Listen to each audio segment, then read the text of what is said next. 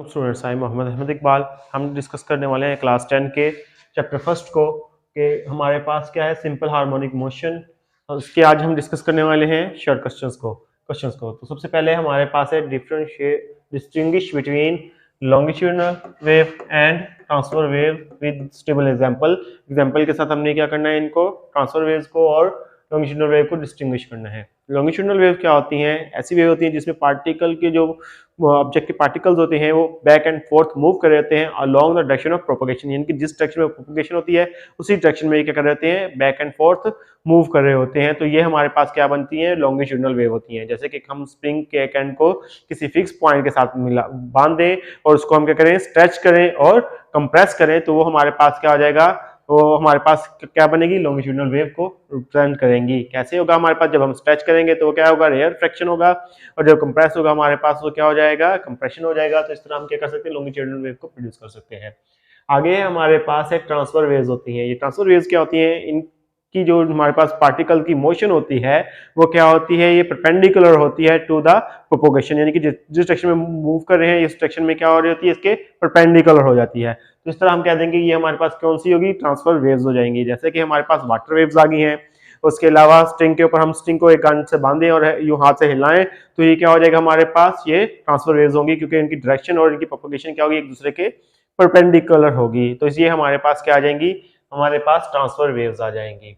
आगे हमारे पास है क्वेश्चन नंबर 6 है, क्या कह रहा है कि draw a transverse wave with an amplitude of 2 centimetre, यानी कि हमने एक ड्रा करनी है ट्रांसफर वेव्स को जिसका एम्पलीट्यूड कितना होना चाहिए, 2 सेंटीमीटर होना चाहिए, and the wavelength of 4 centimetre, और वेवलेंथ क्या होनी चाहिए इसकी, 4 सेंटीमीटर होनी चाहिए। Label a crust and trough on the wave, और इसके लेबल करने हमने क्या, क्रस्ट कौन सी है, ट्रफ कौन सी है। मैं वैसे ही ड्रा कर रहा हूँ, लेकिन आप लोगों ने इसको प्रॉपर एक अपने पैमाने से ड्रा करना है। यहाँ पे हमने कितना ले लेना, हम कहते हैं कि ये हमारे पास ऑलमोस्ट कितना है, 2 सेंटीमीटर ले लेते हैं। तो हमारे पास वेव कुछ यूं जा रही होगी और यूं आ रही है। अब ये क्या होगा हमारे पास, हम कहते हैं कि इन दो पॉइंट के दरमियान में कितना डिफरेंस है, 4 सेंटीमीटर का डिफरेंस लेट कर लेते हैं। तो ये हमारे पास नेक्स्ट वेव बन रही है। तो ये हमारे पास क्या आ जाएगा, ये जो एम्पलीट्यूड है इनके दरमियान में ये कितना होगा, 2 सेंटीमीटर हो जाएगा। तो ये हमारे पास क्या गया, 2 सेंटीमीटर आ गया है। अब हमारे पास वेवलेंथ क्या होती है, दो क्रस्ट या फिर दो ट्रफ के दरमियान में जो डिस्टेंस होता है वो क्या कहलाता है, वेवलेंथ कहलाता है। तो हमारे पास कुछ इसको और हम ड्रा कर लेते हैं,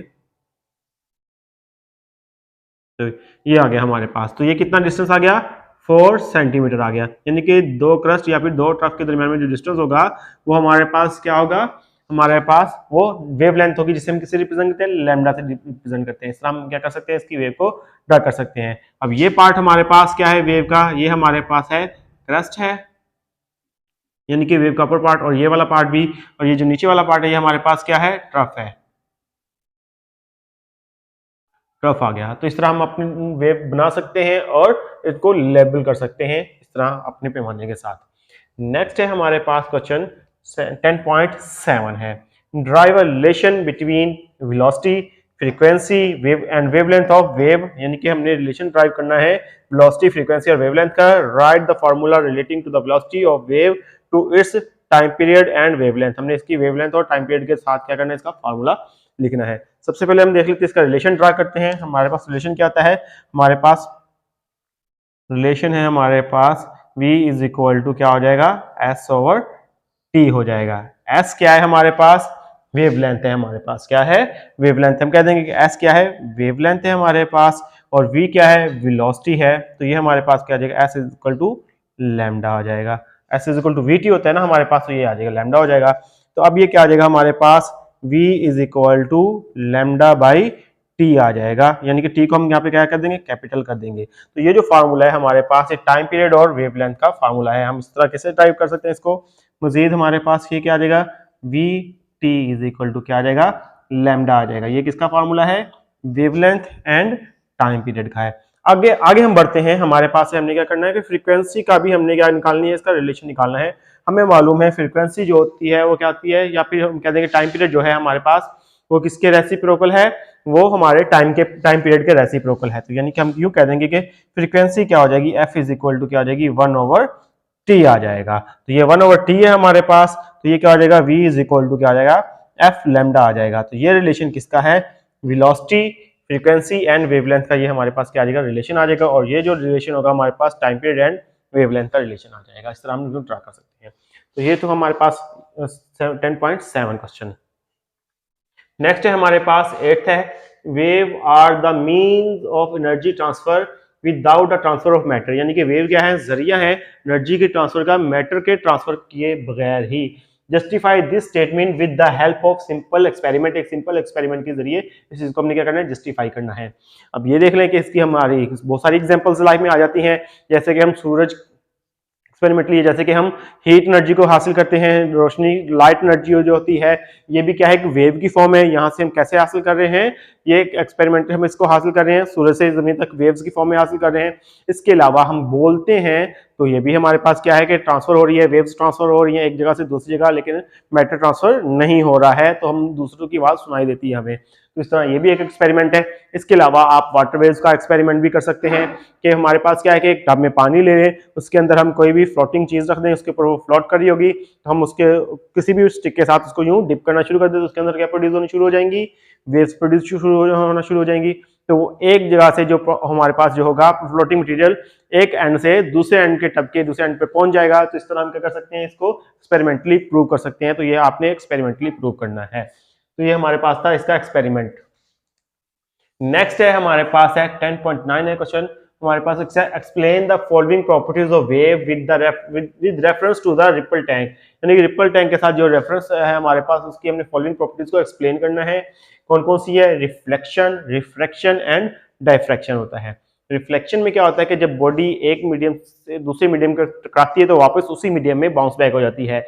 लेकिन इसमें क्या होता है कि हमारे पास इसमें ये होता है कि यहाँ पे जैसे कि ये मीडियम से दूसरे मीडियम टकरा रही है, तो इसमें एंगल ऑफ इंसिडेंट जो होता है एंगल ऑफ रिफ्लेक्शन के क्या होता है, इक्वल होता है। तो ये हमारे पास क्या हो जाएगी, रिफ्लेक्शन हो जाएगी।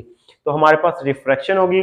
इसमें रिफ्रैक्शन में क्या होता है कि जब एक बॉडी दूसरे मीडियम में इंटर करती है तो वो अपना पाथ से बेंड हो जाती है। तो जब बेंड हो जाएगी तो उसका एंगल ऑफ इंसिडेंट और एंगल ऑफ रिफ्लेक्शन क्या होगा, इक्वल होगा। तो ये हमारे पास क्या बन जाएगी, रिफ्लेक्शन होगी। जैसे कि ये हमारे पास एक मीडियम मौजूद है, लाइट आ रही है, लाइट को यहाँ से सीधा जाना चाहिए, लेकिन ये क्या हो जाएगी, एडी हो जाएगी। तो ये एंगल ऑफ इंसिडेंट आ गया हमारे पास, ये एंगल ऑफ क्या आ जाएगा, रिफ्लेक्शन आ जाएगा। तो ये दोनों क्या आ जाएंगे, यहाँ पे एंगल ऑफ रिफ्लेक्शन आ जाएगा। तो दोनों क्या हो जाएंगे हमारे पास, इक्वल होंगे। तो ये हमारे पास क्या आ जाएगी, रिफ्रैक्शन आ जाएगी।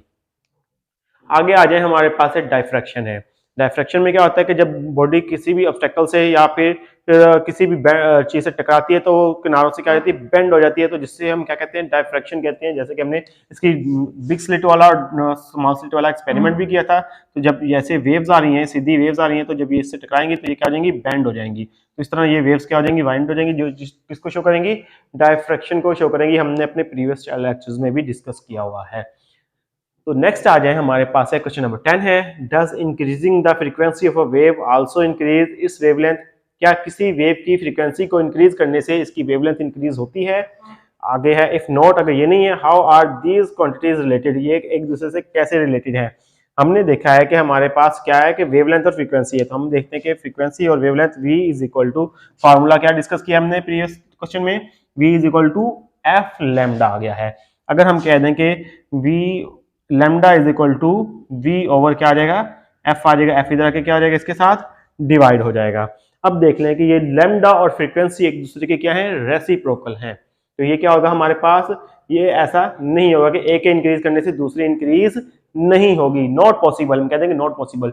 अब क्यों नहीं पॉसिबल है, दोनों एक दूसरे के क्या है, रेसिप्रोकल है। अगर एक इंक्रीज होगी, फ्रीक्वेंसी इंक्रीज होगी, तो वेवलेंथ क्या हो जाएगी, डिक्रीज हो जाएगी। अगर हमारे पास फ्रीक्वेंसी हमारे पास डिक्रीज होगी तो वेवलेंथ क्या हो जाएगी, इंक्रीज हो जाएगी। इस तरह हम कह सकते हैं it is not possible because both wavelength and frequency are reciprocal to each other. तो ये हम कह सकते हैं कि it is not possible if one wave increase also the wavelength also not increase, wavelength increase नहीं होगी। तो इस तरह हम इस क्वेश्चन को कंप्लीट कर सकते हैं। आई होप स्टूडेंट्स आपको आज का लेक्चर समझ आया होगा। आज के लिए इतना काफी है। अल्लाह हाफिज।